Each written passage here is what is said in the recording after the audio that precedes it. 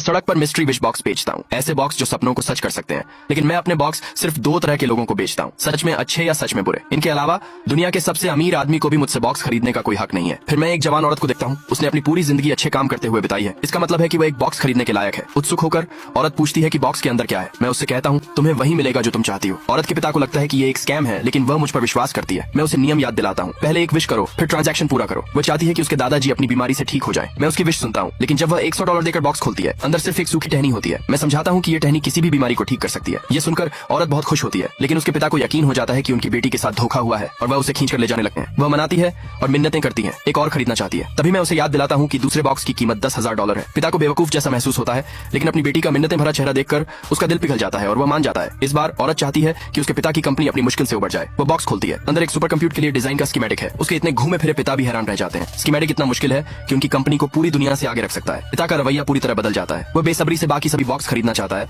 लेकिन मैं उसे बताता हूँ कि वह इसके काबिल नहीं है। इसलिए वह अपनी बेटी से बस एक और खरीदने के लिए कहता है। लेकिन तीसरे बॉक्स की कीमत सीधे $1 मिलियन हो जाती है। पिता उत्साहित होकर कहता है कि 10 मिलियन भी इसके लायक होंगे। औरत अपनी पूरी जिंदगी की बचत से पेमेंट करती है। इस बार वह मजबूत बनना चाहती है, अपने परिवार की रक्षा करने के लिए काफी मजबूत। लेकिन बॉक्स में एक फटी हुई पुरानी किताब है। आसपास खड़े लोग उसकी बेवकूफी पर हंसते हैं। फिर भी औरत किताब में बताए गए तरीकों को प्रैक्टिस करने की कोशिश करती है। फिर उसके पिता धीरे से उसकी बांह को छूते हैं और उन्हें ऐसा लगता है कि उनकी पूरी बांह टूटने वाली है। औरत बस अपना हाथ थोड़ा सा ऊपर उठाती है और पास का कूड़ेदान तुरंत टूट जाता है। तभी उन्हें एहसास होता है कि यह एक पुरानी मार्शल आर्ट मैनुअल है। अब औरत एक और बॉक्स खरीदना चाहती है, लेकिन मैं उसे बताता हूँ कि एक व्यक्ति के लिए लिमिट 3 है। निराश होकर वह चली जाती है। जल्द ही वह हॉस्पिटल पहुंचती है, देखती है कि उसके दादाजी की सांसें रुक गई हैं। उसका दिल टूट जाता है। अचानक उसे बॉक्स से टहनी याद आती है। जब वह उसे अपने दादाजी को देती है तो वह तुरंत ठीक हो जाते हैं।